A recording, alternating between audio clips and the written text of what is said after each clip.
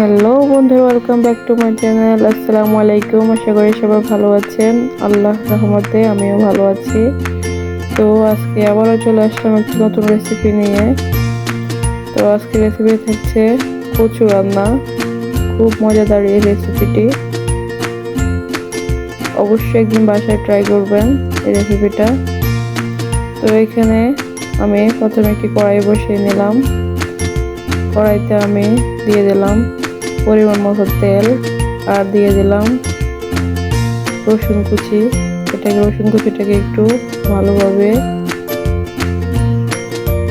ভেজে এবার আমি দিয়ে দিচ্ছি এটাতে পেঁয়াজ কুচি, আর এটাকে ভালোভাবে নেড়ে নিচ্ছি। আর এই পর্যায়ে আমি দিয়ে দিলাম আদা রসুন বাটা।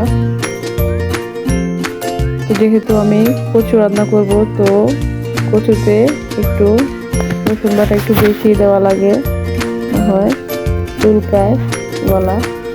তো এখানে আমি রসুনের পরিমাণটা একটু বাড়িয়ে দিয়েছি, আপনারা আপনাদের পরিমাণ মতো দিয়ে দিবেন।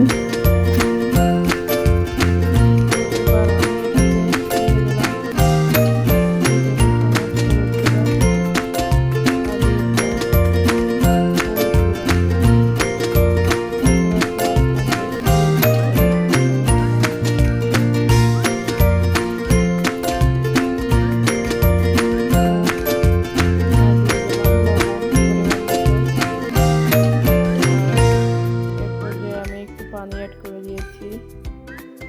মশলাটাকে ভালোভাবে কষিয়ে আমি কচুটাকে দিয়ে দিলাম।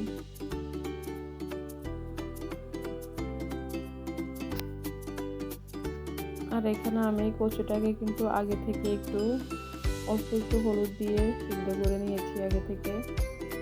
তো এটা আমি স্কিপ করছি, সরি দেখাতে পারিনি আপনাদের। তো এবার এটাকে আমি ভালোভাবে কষিয়ে নিতেছি। কষিয়ে নেওয়ার পর আমি দেখতেই পাচ্ছেন এবার এটাতে আমি দিয়ে দিলাম পানি। এই পর্যায়ে আরও কিছুক্ষণ কষিয়ে নেওয়ার পরে এরপর আমি এটাতে দিয়ে দিচ্ছি মাছ। আর এখানে আমি পাঙ্গাস মাছটা দিতেছি। পাঙ্গাস মাছ দিয়ে কচুটা রান্না করলে পাঙ্গাস মাছ থেকে অনেক তেল বাইর হয়, তো খেতেও অনেক ভালো লাগে। পাঙ্গাস মাছ দিয়ে কচু রান্না করলে অনেক মজা লাগে, এই কারণে আমি এখানে পাঙ্গাস মাছটাই ব্যবহার করছি। আর আমার খুব পছন্দের একটা মাছ।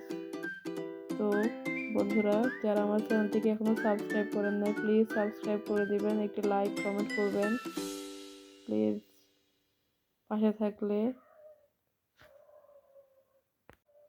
আর আপনাদের উৎসাহ পেলে, আপনারা যদি লাইক কমেন্ট শেয়ার করেন, উৎসাহ পেলে আবার একটি নতুন রেসিপি নিয়ে আসতে অনেক ভালো লাগে। তো নতুন নতুন রেসিপি আপনাদের মাঝে তা শেয়ার করার জন্য মানে নিজেকে একটু উৎসাহিত করতে পারি আর কি। তো আল্লাহ হাফেজ, ভালো থাকবেন।